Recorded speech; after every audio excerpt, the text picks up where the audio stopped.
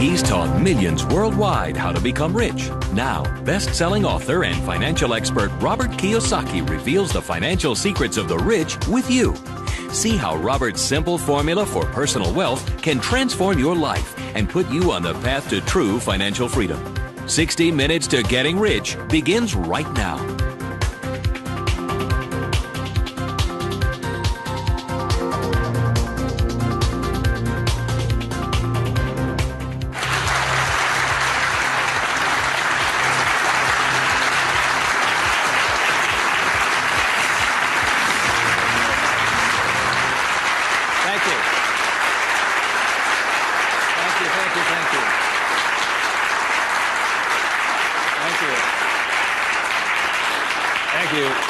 You're very kind. Thank you very much.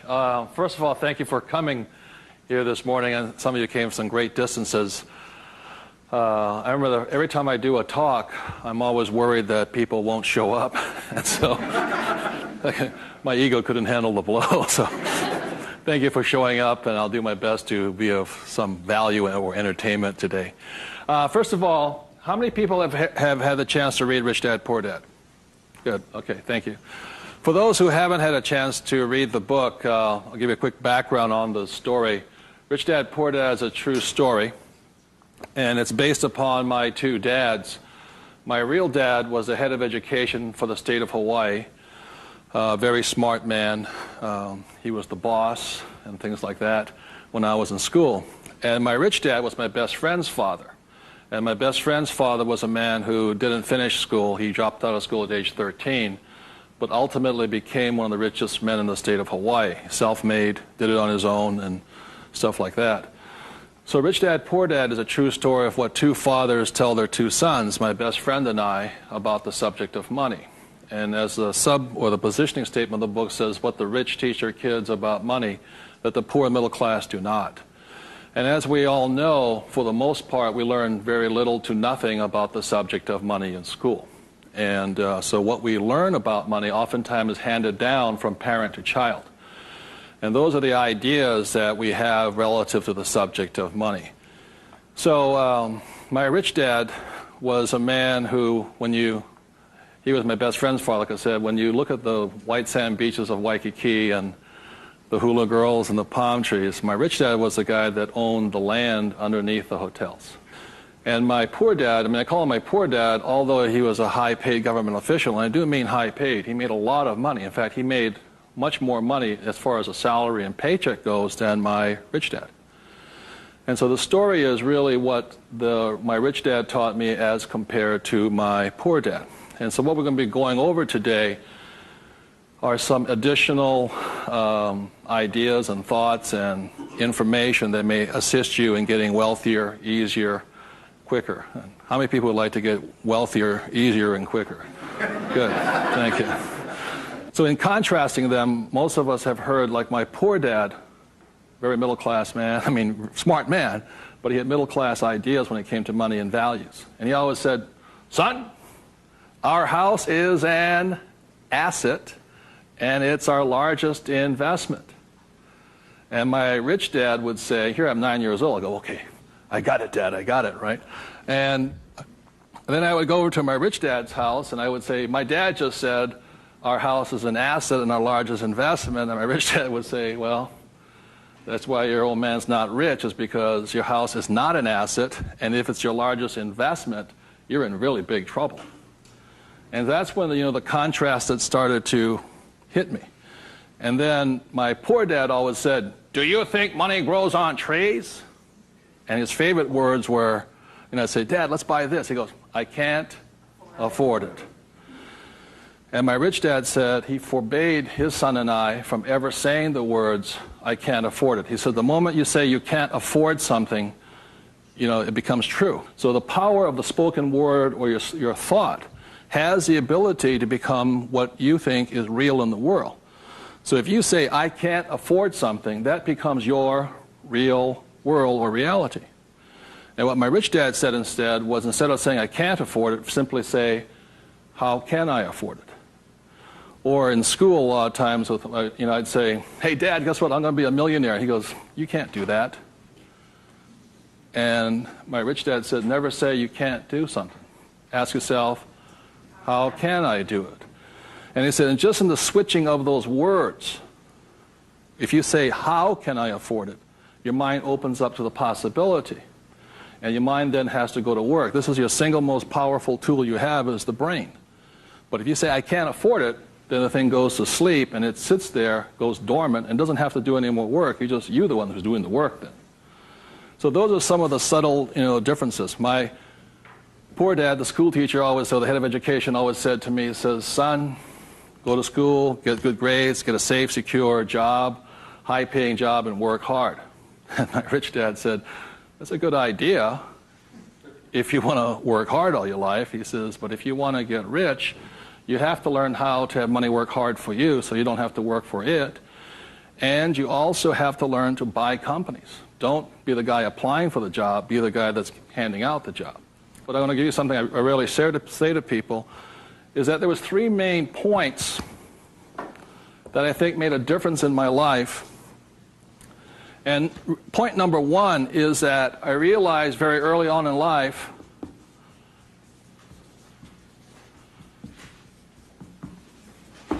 money is a what? Idea. It's whatever you think it is. Now, when people say, well, how can I get more money? I say, well, just first change the way you think. Change your ideas. That's the good news. That's all you have to do. I realize when I talk to people about money, I'm slamming straight into their ideas. And, a lot of times with money, there's several subjects you don't talk about at the dinner table: sex, religion, politics, and money, and whatever. And the reason for that is it's a very volatile subject. Whereas in my family, my poor dad, the school teacher family, was, I'm not interested in money. Money is not that important to me. I began to realize that was my poor dad's idea, it was his attitude. Whereas my rich dad always said to me, money is power.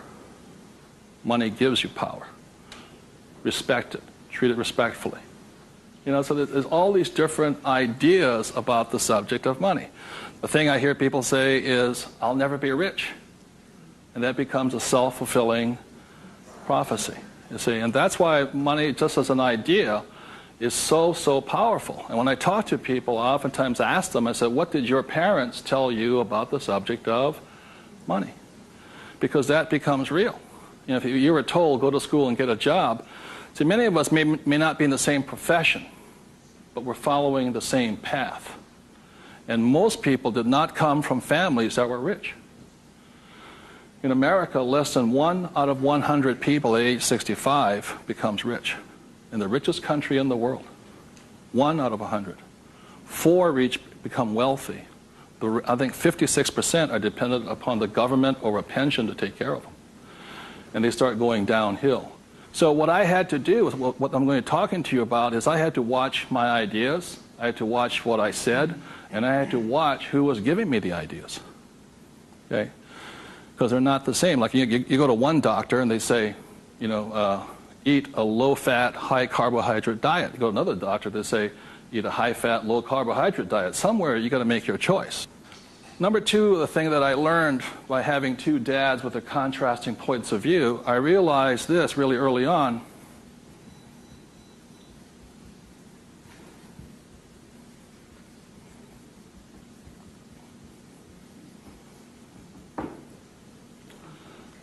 I realized that money doesn't make you what?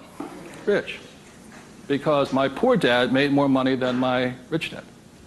So I think one of the biggest mistakes we've been going into is a lot of times people actually think if I win the lottery, then I'll be rich.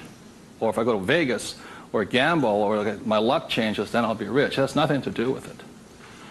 Money is a very powerful tool, as my rich dad used to say. If you use it well, it'll make you richer. If you abuse it, it'll make you poor. So one of the big things that my poor dad made the mistake of saying, he always thought that if he got a pay raise, that would solve his money problems. And the trouble is, every time he got a pay raise, he got bigger problems. So it made him poorer and poorer the more money he made. Does that make sense, you guys? That was a very big problem with him. And then the third thing I realized by having 2 dads and having 2 contrasting points of view was that there's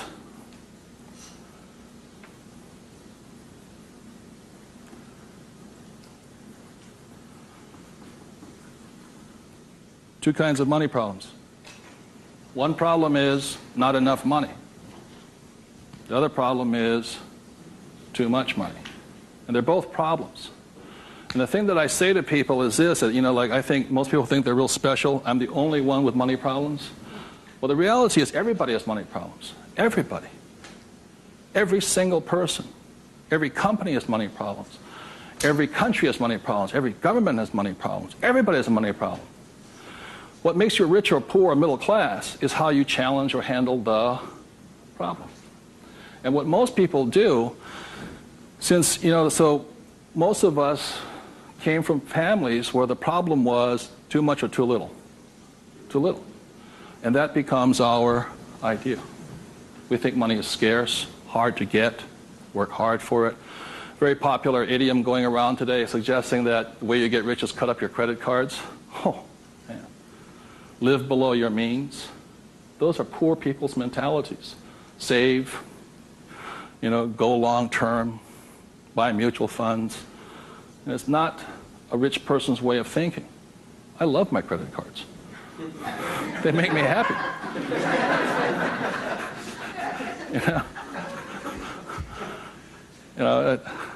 I drive, he says, drive a cheap car. I don't look good in a cheap car. I don't feel good.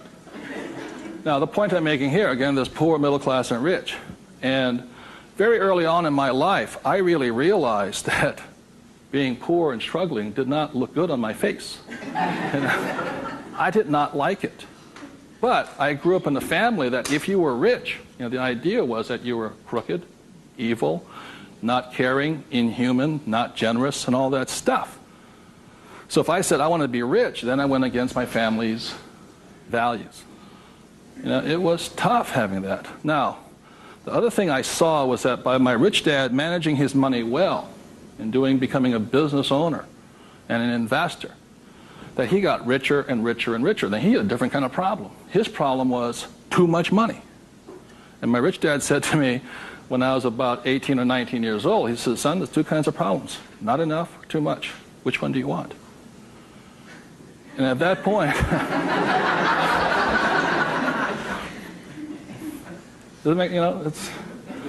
and so I made an obvious choice. I said, I like the one with too much. I want to have that problem. And it's a very big problem. So knowing these three different things, I could make different distinctions and different choices in my life. The big point I want to make today is that money comes down to fundamentally a choice. That's all it is.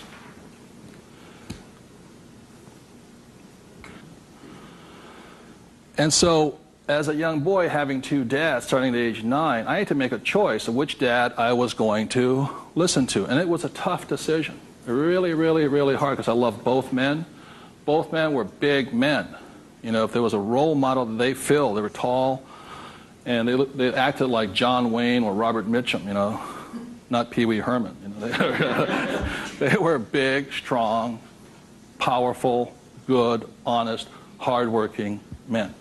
I love them both. But their ideas were almost polarized, completely opposite. And that's why in Rich Dad, Poor Dad, in the book, I write that Robert Frost's poem, I think The Road Less Taken or The Road Less Traveled, I had to make a choice of which one I was going to listen to. Which one was I going to follow down the path? And I made that choice. And it was a hard decision because I had to go against my whole family's culture, beliefs, and they're all school teachers. When I came back from Vietnam, they said, I got my bachelor's degree. I got that Bachelor of Science. They said, now, son, you are going for your master's, aren't you? I said, I kind of doubt it. He said, but you won't get a good job. You get a better pay raise if you have a higher degree. I said, I'm not going to get a job. And it's hard. You sit at the dinner table and there's no conversation, Well, you going to get your doctorates? I said, well, if I'm not going to get my master's, I don't think I'm going to get my doctorates. Yeah, but you get a better pay raise. They came from the government model that it was not what you did, it was how high, what your degree was that you got paid by. And that's their reality. It's not my reality. So I had to make a choice. And the thing I say to people is that in many ways I'm more like my poor dad. You know, when I retired in 1994, sold my company and all this, I was set for life. You know, I realized that I'd been too much like my rich dad, and that I wanted to run the second half of my life more like my poor dad, but I was going to teach people what my rich dad taught me. And that was a decision I made. But the thing is, it's a choice. And my propensity, my natural inclination, my genetic makeup, my mental makeup is more to be poor. I have to fight my natural inclination to go for job security, to play it safe, save money, invest for the long term, all that other rot my father believed in. The point I'm making here is this: every morning I get up, I still make the same choice. Every morning I get up, I make the choice. Do I make the choice to be poor, middle class, or rich? And we all have that choice. You know, we have to, as individuals, make that choice. By the end of my talk today, you'll find out how easy it is to become exceedingly wealthy. But it's just a choice. Okay? So my intention is to maybe shake some of your core values. You know, think about the way you think, change the way you think. You may want to make some new choices and things like this. That's my purpose. So what I'd like to ask you to do is you find a partner. I'll give you about 30 seconds, and you can just talk it over. You talk about what your parents taught you, what choices you had, but more importantly, talk about this subject here. It's just an idea. What were some of the ideas you got from your family? The idea that you think if you work harder and make more money, will that make you rich? I don't think so. And there's only two kinds of money problems. Which one do you want? If you're sitting by yourself, break out a notebook and just write down some of your thoughts. Because really, it's just your ideas that cause you to be rich, poor, middle class. So we take about 30 seconds and discuss with the person next to you some of these ideas. Thank you.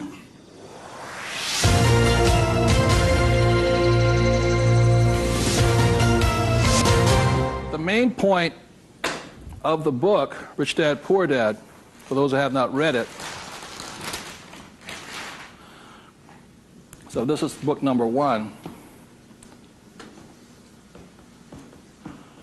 The main message and the point is the importance of financial literacy. Can you read a financial statement? So, again, comparing my rich dad and my poor dad, the school teacher, was very word literate. I mean, he read a novel a week. He read constantly. And he used to say to me, you know, readers are leaders and leaders are readers. I said, good. And I go see my rich dad, who didn't read that much. He says, but the difference between your father and I is I can read numbers. So so Rich Dad, Poor Dad is very simply about the numbers. And this is an income, expense, assets, and liability. And that's the basis of financial literacy, financial statement. Now, the problem, and so what it is about the difference between assets and liabilities, things like this, so this is really what the book was about. You know, the thing about asset, my father would say our house is an asset, and my rich dad would say it's not, because very simply assets, according to my rich dad, asset will put money in your pocket whether you work or not. And a liability will take money from your pocket whether you work or not. That was very simply it. The important things about a financial statement is that it allows you to see the truth instead of being stymied by other people. My bankers never asked me for my report card yet, you know.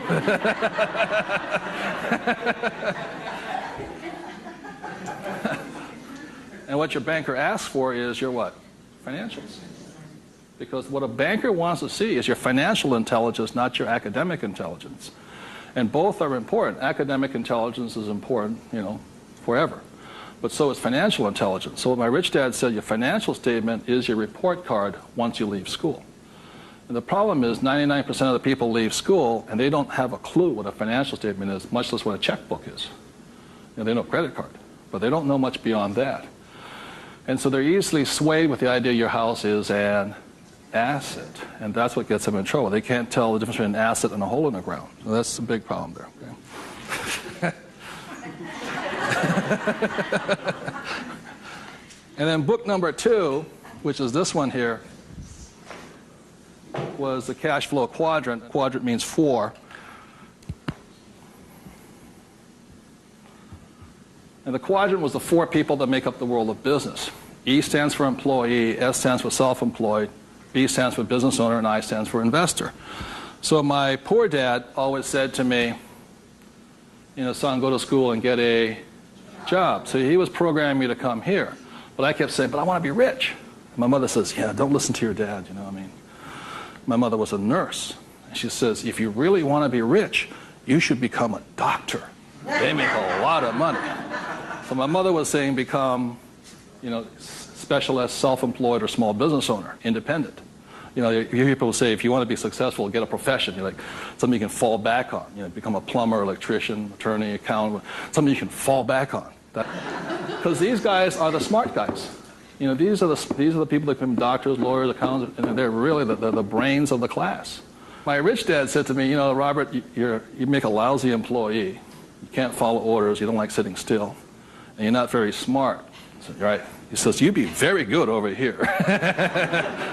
He says, because these guys aren't that smart. And that's the truth. That's why some of the richest people on earth are over here, because they're not smart. But they know how to surround themselves with smart people. And that's one of the biggest differences. And the other part is the investor. And the investor uses a different mentality, different emotions. The investor wants their money to work for them. And their words are, what's my return on investment? How soon do I get my money back? See, most people have the money in a 401k. That's not an investment plan, it's a savings plan. An investor would not do that because it ties that money up too long. I want my money in and I want my money out. I want to know when it comes back to me. It's called velocity. How soon do I put it in? How soon does it come back? Savers put it in and they leave it there forever. It's a different value system. My rich dad said, you always tell an employee by their words. They use the same words all the time. So an employee will always say, I'm looking for a safe, secure job with benefits. Always. My rich dad also said you can always tell a self-employed person because they'll say such things as, I'm going to charge you 6% commission, like a real estate salesperson, or $100 per hour, or I'm going to charge you for the job by this much. So they go, for these people, time is money. And the business owner, what they say, I'm looking for the smart people, best people, I'm looking for the best system. They don't, because they want to move on and start another business. They want to have multiple corporations. Very big difference. And an investor says, I want an ROI. Now, the theme song for the self-employed, the difference between the small business owner and the big business owner is very simply this. A big business owner, if they do the job right and build the company, they can leave. And when they come back, the company's doing better without them, more profitable because they have the right people running it. A self-employed or a small business owner, if they leave, the income goes where? Down. Or if they have employees, they just ferret out they just take everything, the thing falls apart. So that's the difference. And also the difference between an S and a B is the size of their ideas. Like a lot of times I meet people come up to me and say, I want to start a hamburger stand. One hamburger stand, Whereas the same guy named Ray Kroc comes and says, I'm going to build a hamburger stand all over the world. Difference in vision, idea, and leadership skills. They're very, very different people. And the reason they're different is because emotions. This person here values, it's fear, so they want security. Security drives them hard. So they're fearful. This person over here is lack of trust. And these guys are highly specialized. They're also the most satisfying, because they have their own time, their own life, and all this. They're very happy this way, but it has its limitations also. And generally, these people are limited to about $500,000 a year max in here, just because time is money. Over here, it goes unlimited, how much you can earn. So there are very, very big differences in the thing. The investor here, their thing is they're neutral, emotionally neutral. In other words, what that means is they don't care if you're winning or losing. When somebody says, I go to somebody, the stock market's going to crash. The mutual funds get wiped out. They're not neutral. They're reacting. A true investor doesn't care if the market goes up or the market comes down because they're going to make money either way. That's an investor. They really do not care. They know that losing is part of winning. It's called money management, how well you do that and all this. Very, very neutral. And this person over here, the emotion is patience. You have to be patient. These guys want to get paid now. These people may not get paid. I think the average is, 3 years, right? They don't get paid. That's why the first question when somebody comes to ask me to invest in their company is, are you willing to work for free for 3 years? I go, no. I said, well, I don't invest with you. Because you're still thinking like this. So those are the emotional differences. Because today, just being an employee is suicidal. Today you have to be employee plus an investor. You can be self-employed plus investor. Okay, you have to be on both sides of the quadrant, is what I'm saying, minimum. Whether you're here, here, or here. If you ever want some time off, you have to be an investor today. So very simply on, starting from the age of 9 and 10, I started here and I stayed here. That makes sense to you guys? I stayed here. Because this is my money working hard for me, so I don't have to work hard for money. It's a different point of view. They're very, very different. The rich have the best investments, number one, because they have money. People say, how do you find a deal? I say, get rich. Because if you have money, they come find you. It's really simple. The thing about this one here, the richest or the fastest game in the world played today, the way to get rich forever has been this one. I talk about in this book how my rich dad went and bought one of the best pieces of white sand beach in Hawaii. And I said, how did you afford that? He wasn't making any money. He didn't have a job. He wasn't this. He says, how do you afford the best piece of beach in Hawaii? He says, personally, I can't afford it. See, none of these people could afford it either. It's about $10 million. Individually, you cannot afford it, but your business can afford it. It's one of the biggest secrets of all. So the reason I started here and learned to build businesses so I could invest. So I can take down bigger and bigger properties by this. Individually, I cannot do that. I don't earn enough money as an individual, but my company can. So the thing about the third book, which is Rich Dad's Guide to Investing, is called the 90-10 Rule of Money. The 90-10 Rule of Money very simply says is this, is that 10% of the people always make 90% of the money, always. That's a very big part of it. And a big part of the investment book is how do you take your idea, build a business around it, and take your business public. So the reality, as I know, is every single one of you sitting out there in the audience, you have an idea that can make you exceptionally wealthy beyond your wildest dreams. Every one of you is creative enough to have an idea. The trouble is, when you went to school, they didn't train you to be a business owner. They trained you to be an employee, working for the rich. What the rich have the ability to do is take their ideas and create massive businesses out of them. So you have your business, which does your investing for you. And the tax laws are written in your favor investing through a business.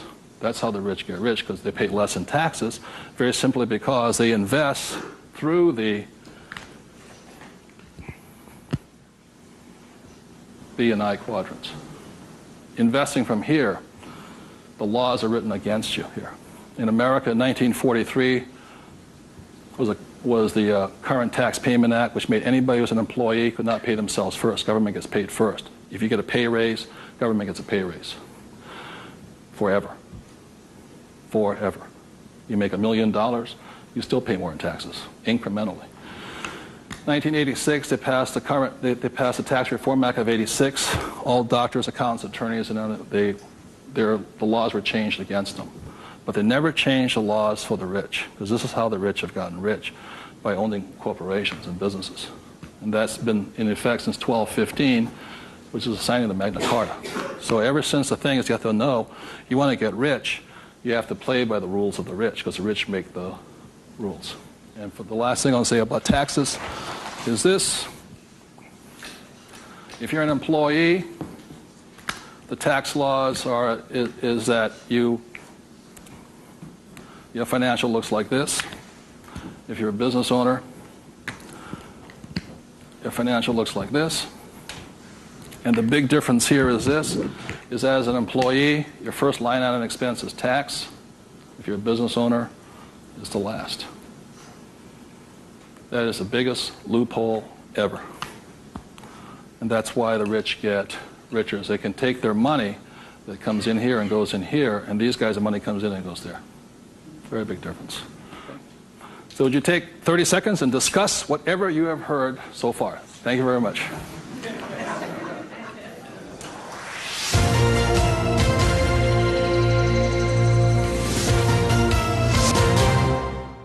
One of the ways I understand that money does not make you rich, when I was in my 20s, late 20s and early 30s, I became a millionaire. And it went straight to my head. And, you know, when you have money, you think your IQ goes up. And in reality, your IQ goes down, you know. And it was fast cars and even faster women. And I was a millionaire. I was a bon vivant around Waikiki. Now, I don't regret a thing. It was a lot of fun. But the more money I made, the more stupid I became. Anybody ever had that problem? So that's how I learned. I made a lot of money, and it made me instantaneously poor because I still had poor habits here. You see this right here? This is financial literacy or financial intelligence. If you cannot read a financial statement, you cannot tell what's happening. You cannot read. And what you don't see here is how the rich make more and more money because of this one little loophole here. You know, that's my account.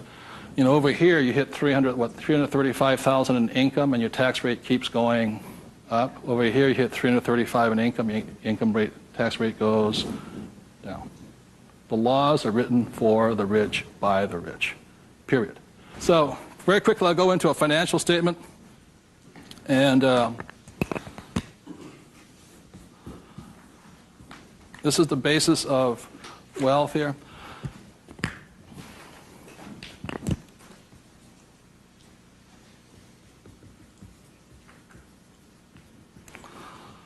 So what happens to most people is they say their house is an asset and all this. My rich dad said, your house is not, whether a house is an asset or not, has nothing to do with this thing here. It has to do with the most single important word in business, and that word is called,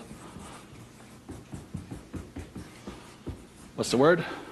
Cash flow. It's cash flow determines it. So, very simply, when I was 9 years old, my rich dad said an asset is something that flows money into your pocket, and a liability is something that takes money from your pocket. Just because your banker or your accountant says your house is an asset doesn't mean it's an asset. So when I read a financial, I see something listed here, and then I see whether it lodges up here. Now, if it doesn't lodge up here, then it must be going this way. It's going out the expense with no income. Does that make sense, you guys here? That's a very simple way of looking at it. Now, taking it one step further,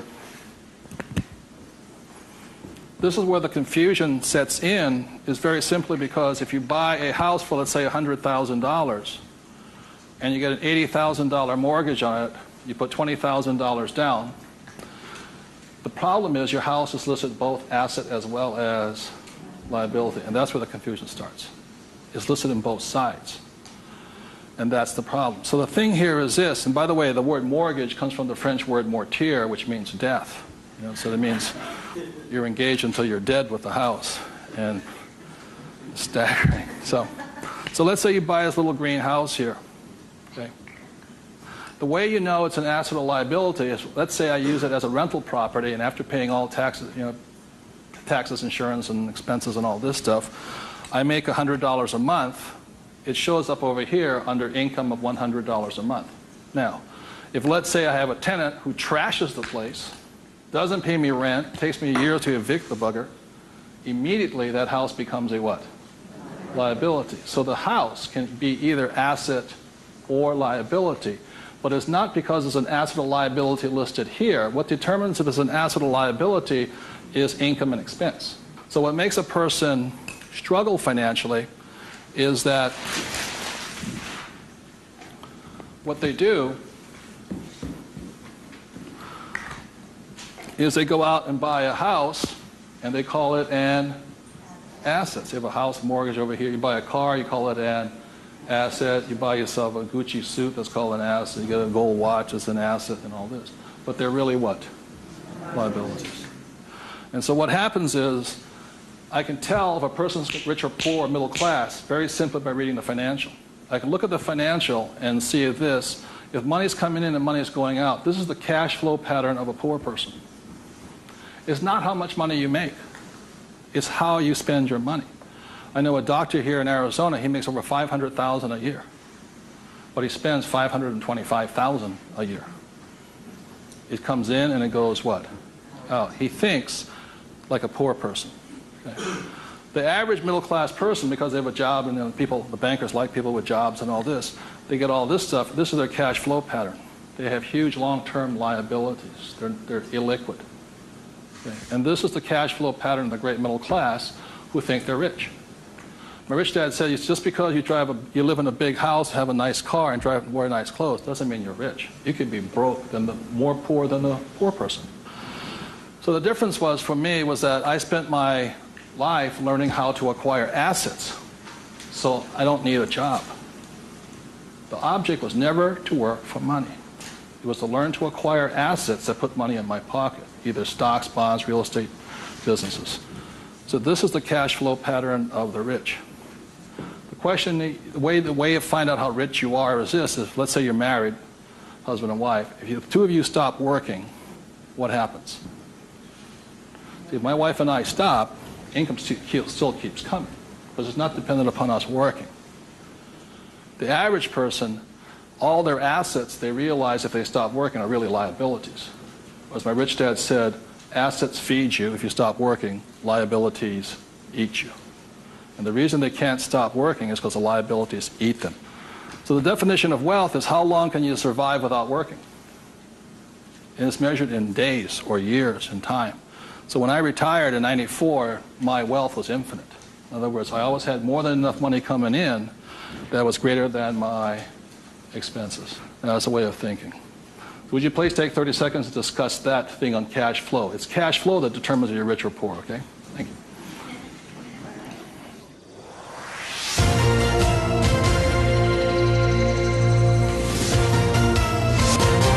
So one of the things I want to be clear on this is whether you're an employee, self-employed, business owner, or investor, the most important thing is this asset column here is your business. One thing my rich dad said, you got to mind your own business. You know, when you become an employee, you mind somebody else's business. You're self-employed, you're oftentimes helping somebody else's business. So regardless of where you are, this is your business here. Like I talk about a rich dad, poor dad, you know, somebody says, what profession are you in? What business are you? I'm a banker. So, well, what, you know, that's their profession. It's not their business. This is your business. And your business, you should be an investor. You know, managing your own portfolio, acquiring your own assets, be it business, real estate, or paper, like stocks, bonds, and mutual funds. So what we're taught in school is not to mind our own businesses. We're taught to mind everybody else's business. And that's my message, is mind your own business. That's how you get rich, okay? So moving on, last thing is this. So when a banker says to you your house is an asset, he's not lying to you. He's just not saying whose asset it is. It's his asset, right? So when you go across town, you go to your friendly banker, and you'll see that your mortgage is listed under what? Their asset column. So that's the fact right here. It's a mortgage here. And the way you know it's an asset, and they list it that way. I'm not telling you something, that they list it that way. The way you know it's an asset is because your mortgage puts money in their pocket. And your mortgage takes money from your pocket. You see, it actually goes like this. It's a complete circle. Now, so that's why they're not lying to you. It's just they're not saying whose asset it is, it's theirs. Now, the other part about it is when you save money over here, it's really your asset. Now, if a balance sheet must balance, it has to balance someplace else. You go to the bank, where does it balance? Bank. But is it their asset or their liability? It's their liability. So your savings are their liability. Notice that? Because they have to pay you money for your money. And it's cash flow determines that. Now, if you notice something else too, you get tax incentives to be in what? Debt, and you're taxed for having savings. And that's why they say, how can we tax savings? It's because you're not smart enough yet. The banks know, political action committees, they control, the rules are written by the rich. I'm not saying I love my bankers. I love them dearly. But you have to know the difference between assets and liabilities, and whose rules are you playing by? Poor, middle class, or the rich? Got it?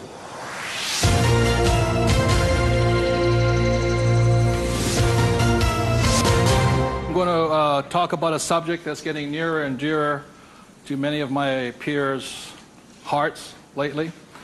And the subject is retirement, or the lack of the ability to retire. So I said the way I retired early has to do with the issue of this.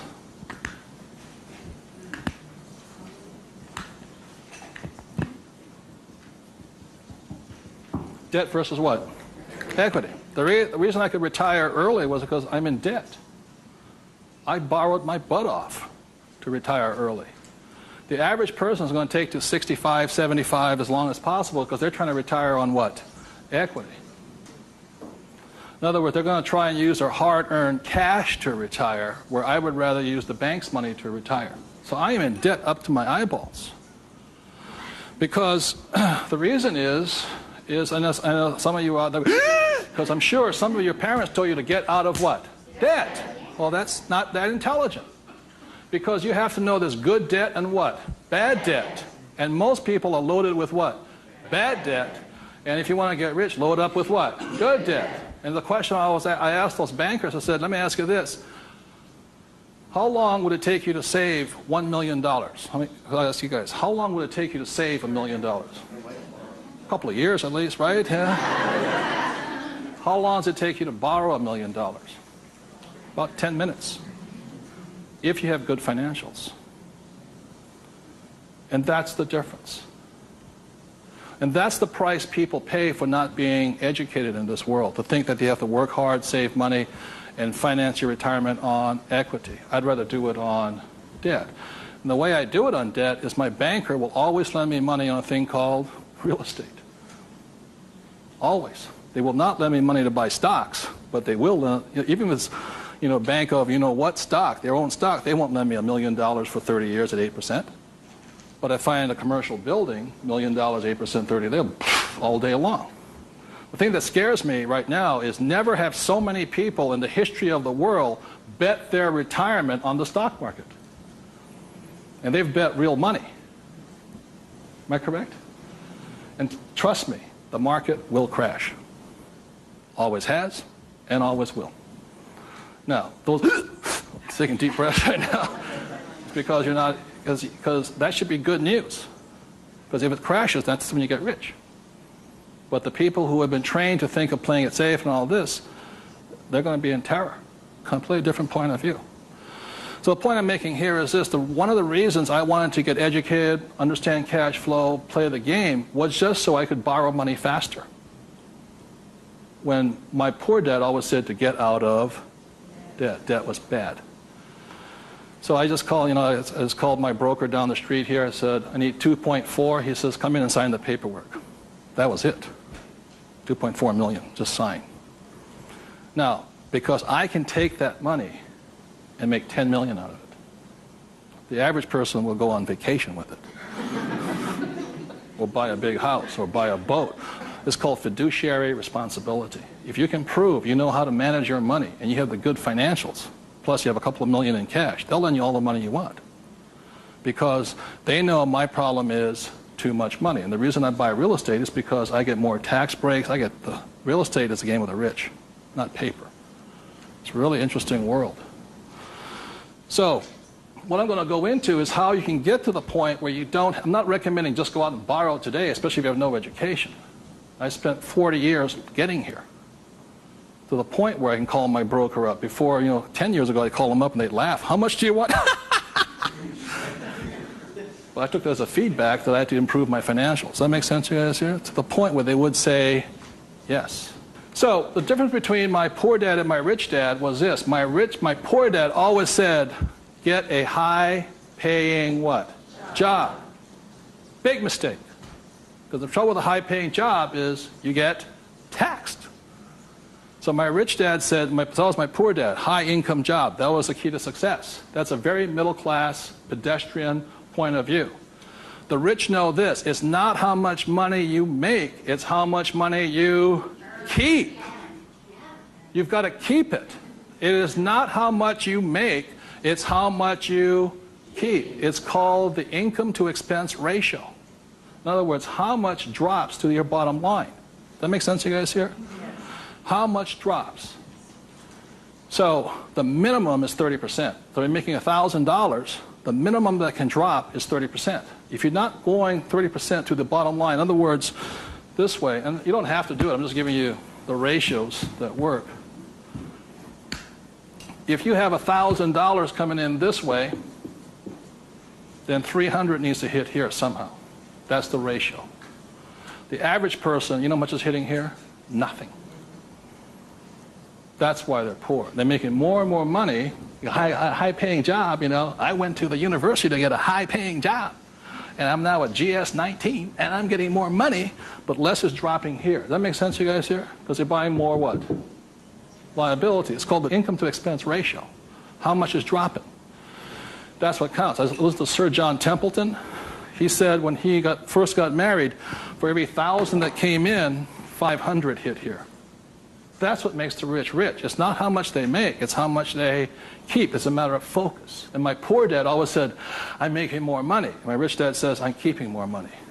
Big difference, huge difference in long-term wealth. It's how much is hitting this here.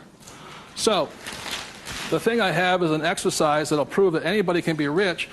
And when I was a little kid, my rich dad gave me one of these. He gave me 3 of these little things. They're called what?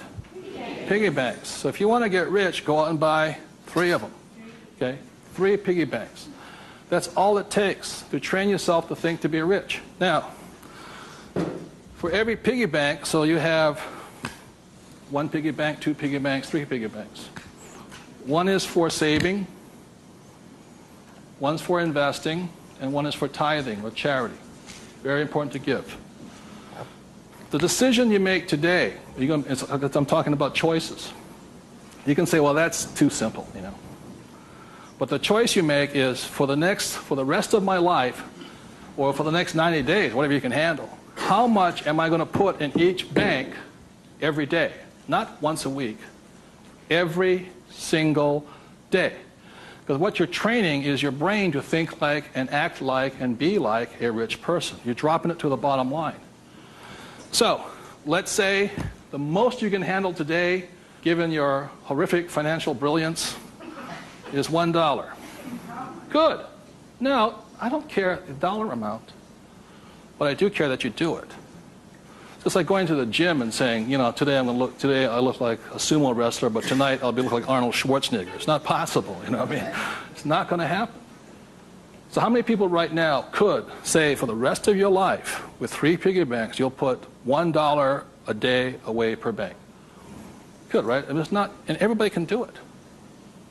But the problem is, most people won't. And that's the difference. But once it hits your piggy bank, it's yours for the rest of your life. You pass it on for generations. That's what the rich do. The middle class finds some cheap and tacky excuse to break the bank. Am I correct? You know, I got to spend this money. That was my poor dad. Well, if I make more money, I'll get a pay raise next year. The government, you know, be the GS-19.5.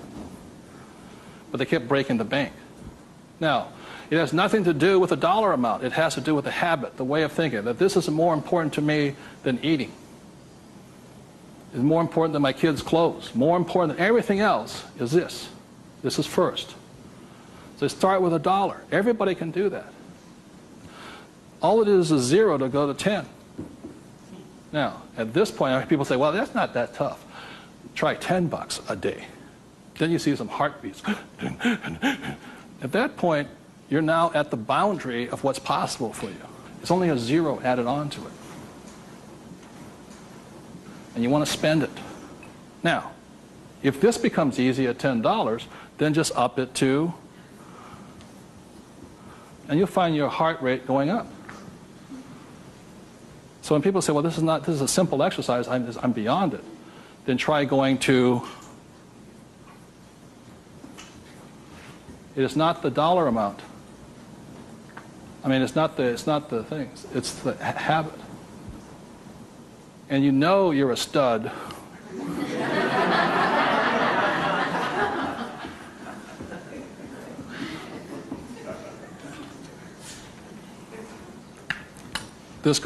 This never spent. This is what your mad money is. You buy your properties and stocks and bonds, mutual funds with. You can afford to lose this if necessary, but you never lose this one. And you tithe your church or charity of your choice. Now, I give to the charity that I would like to support, but I don't have the time to support. So you put your money where your body would be. Does that make sense to you guys here? My rich dad gave it to his church. My poor dad gave nothing. He says, when I have the money, then I'll give it. That's why he was poor. The next point here is that my rich dad always believed in job security. My poor dad, job security. And my rich dad believed in financial security. So the way you get financial security is, again, via these three things. This is the basis of it. Savings, investing, tithing. So the way you get financial security is start with this, and then I start investing with this. Does that make sense? My investing account, this is when I have my fun. I play with that money. So the deal here is this, whether you're buying a business, real estate, or paper, the ratio is this. You can ask my wife the question. For every, somebody says, well, you know, I don't have any money. How do I get some money? I said, start with that, the 3 piggy banks. Or how do you find a nothing down deal? The reason they want a nothing down deal is because they got nothing to put down, right? And that's the most risky thing you should do. You can only take a nothing down deal when you have a lot of money to put down, because it's too risky. I can take a nothing down deal because I got the money to cover it in case it goes bad on me. But the point here is this, how I got my experience, how I can find a deal is this. You can ask my wife this. For every one property I buy, how many properties or businesses or stocks do I analyze? 100. That's the ratio. Before I buy one piece of property, I will analyze a minimum of 100 properties. If I don't buy one property in that 100, I start all over again. It's 100 to 1 is the ratio. That's how I find a deal. Not only that, is when I had no money, what was I doing? Still analyzing a deal. It's 100 to 1 before you can find one deal. And people come, oh, you know, I went with a ride with a realtor and we found one property and we bought it. I said, how many did you look at? Just that one. That's an idiot, not an investor. They have no clue.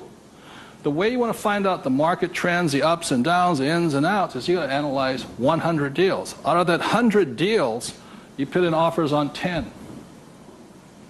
Because 90 are bad. But in the practice of analyzing the deal, you get smarter. I learn more. I learn something from each deal I look at. Of the 10 I invest in, or I put offers in, I might get 3 accepted. Now, this comes from my friend Dolph DeRoos, who's a real estate genius. He says, if this number is like 6, what does that mean? You're offering too much money. That means you're not being tight enough. You've got to screw it down a little bit more. It gets down to nobody accepting you're too tight. So you want to keep it in this ratio. Of that, you'll buy one property. When people say, how did I get my education? I got my education evaluating deals. I estimate to this day right now, I've looked at over 50,000 deals. That's how I got smart. Instead of going to work, I look at deals. If I'm buying a business, the ratio is the same. 100, 10, 3, 1. If I'm buying a stock in a company, I've got 100 companies, same ratio. Everybody can do that. Does it cost them any money?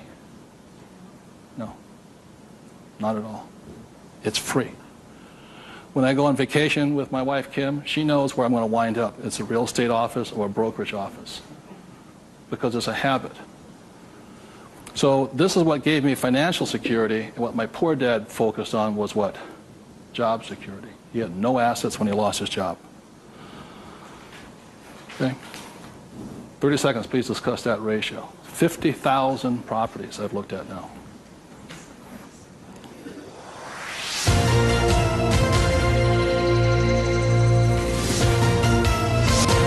I'm going to do one last thing that, in my experience, keeps most people poor or struggling financially. So remember the 3 piggy banks? That gives you the money. Doing this, 100 deals. The reason I don't have a job is because it would interfere with me looking at deals. I don't want to do that. I'm looking at a deal constantly. That's the people that work with it constantly. That's all I'm doing is tracking down deals. It's a waste of time to work. I don't get rich.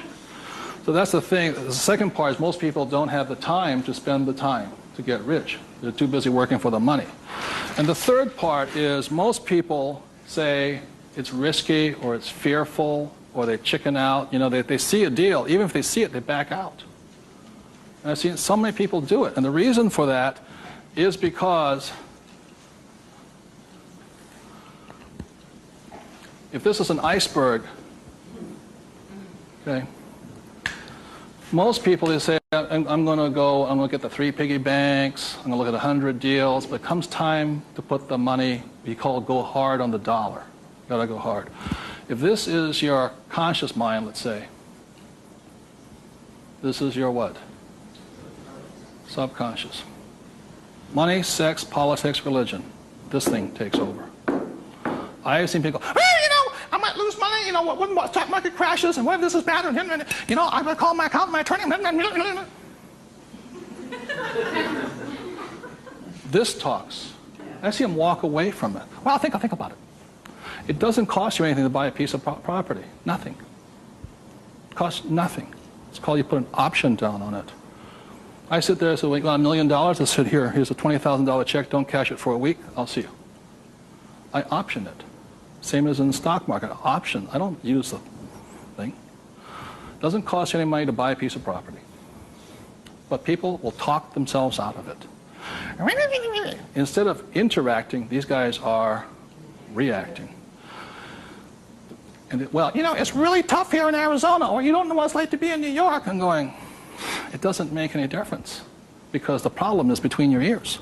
Because the fears come up, they start talking. You can't talk to these people at that moment. They're like, and the reason is because of the magic word. What is it? Fear.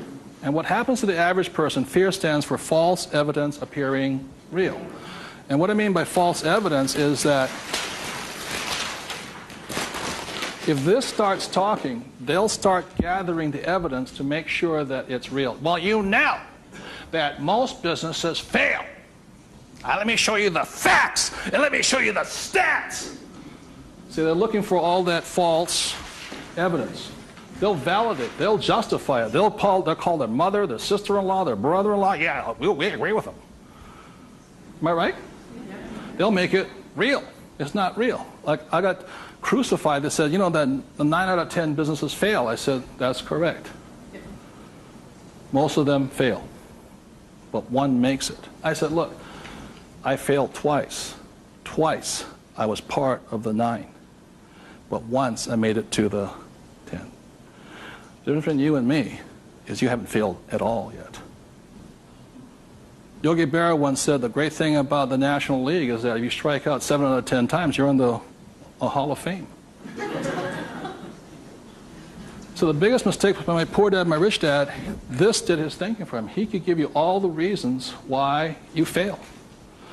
When I failed, I felt terrible for about a year. It was horrifying. I lost millions of dollars. Self-esteem, I was homeless again, on the street and all this. But once I got that back, I was stronger. Then I failed the next time. A little bit, 6 months, depression. Third time I hit it. Difference is my poor dad said, you failed. My rich dad says, you haven't failed enough. There is a difference. And my rich dad also said, failure is part of success. People who avoid failure also avoid success. So your biggest expense is not what you spend. Your biggest expense is the money you're not making because you're afraid. So the thing that my rich dad taught me very early on, called fear.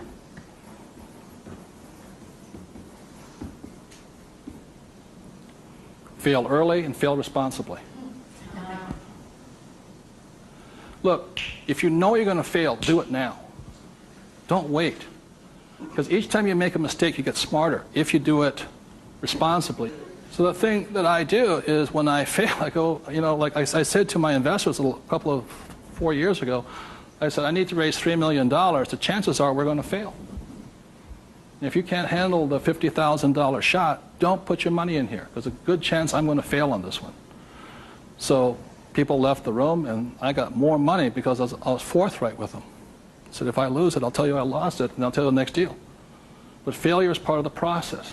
So the thing that I say to people is fail early, correct, but fail small. The first deal my wife and I did when we got back into real estate was a $45,000 deal, $6,000 down. If we failed, we would have got smarter than somebody who didn't fail at all. But we didn't. So we pushed the boundary, going bigger and bigger, hoping to fail.